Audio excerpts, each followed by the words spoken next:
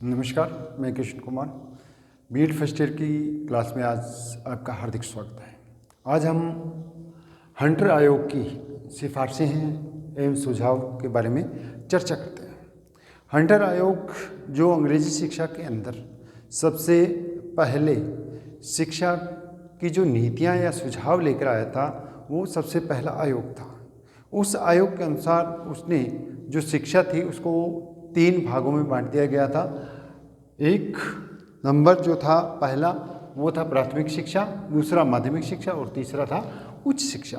अब प्राथमिक जो शिक्षा थी उसके अंदर क्या था कि प्राथमिक शिक्षा नंबर 1 यानी जो प्राथमिक शिक्षा है उसका जो प्रचार प्रसार है वो जनसाधारण के अंदर होना चाहिए। यानी शिक्षा का जो प्रचार प्रसार है वो जनसाधारण के अंदर होना चाहिए। दूसरा कि SC, ST, OBC इनकी शिक्षा पर विशेष ध्यान देना चाहिए। क्यों? क्योंकि जब आज़ादी से पहले जब अंग्रेज हमारे भारत पे शासन कर रहे थे तो उस टाइम क्या है, जो निम्न वर्ग था उनको शिक्षा का प्रावधान इतना नहीं था, और उसी प्रावधान को लेकर हंटर आयोग ने क्या किया कि प्राथमिक जो शिक्षा थी उस पर क्या SC, ST और OBC की जो शिक्षा उनको देनी थी उस पर क्या विशेष जोर दिया गया था। तीसरा है कि जो शिक्षा का भार है वो किसके ऊपर होना चाहिए? स्थानीय स्तर पे। स्थानीय स्तर का मतलब यहाँ क्या है कि जिला परिषद और नगर पालिकाओं पर होना चाहिए। क्यों? ग्रामीण क्षेत्रों के अंदर क्या है, शिक्षा का भार यानी उसकी शिक्षा का जो देखरेख है प्राथमिक स्तर का वो कौन करे? जिला परिषद करे, और नगरों के अंदर कौन करे? नगर पालिका।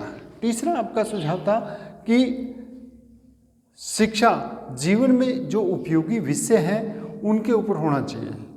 क्यों? क्योंकि यहीं से क्या है, बेस स्टार्ट होता है प्राथमिक शिक्षा से ही, और यहाँ जो जीवन के अंदर जो उपयोगी विषय हैं जैसे गणित और कृषि, इन पे विशेष जोर दिया गया था। किसके द्वारा?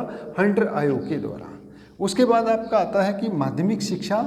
माध्यमिक शिक्षा के अंदर क्या है? सबसे पहले तो सहायता अनुदान। अनुदान का मतलब यहाँ ये है कि जो शिक्षा पे कोई भी खर्च हो रहा है उस खर्च को अनुदान यानी सहायता अनुदान के हिसाब से उसको क्या है दिया जाए, ताकि क्या शिक्षा के ऊपर अधिक से अधिक खर्च किया जाए। फिर आया आपका A और B कोर्स। यहाँ A और B कोर्स का मतलब ये है कि शिक्षा के साथ साथ उनको व्यावसायिक ज्ञान या व्यावसायिक शिक्षा भी दी जाए। उसके बाद प्रशिक्षण विद्यालयों की स्थापना होनी चाहिए। प्रशिक्षण विद्यालयों की स्थापना यानी जो SC, BSTC या ब्रिज कोर्स जो है, जो विद्यालय हैं उनकी स्थापना होनी चाहिए। तीसरा है कि माध्यमिक शिक्षा के अंदर जो ज्ञान दिया जाए वो मातृभाषा के अंदर दिया जाना चाहिए। क्यों? क्योंकि यहाँ स्थानीय स्तर पे मातृभाषा अगर अधिक से अधिक प्रयोग होगी तो निश्चित है जो बालक हैं वो शिक्षा अधिक ग्रहण करेंगे।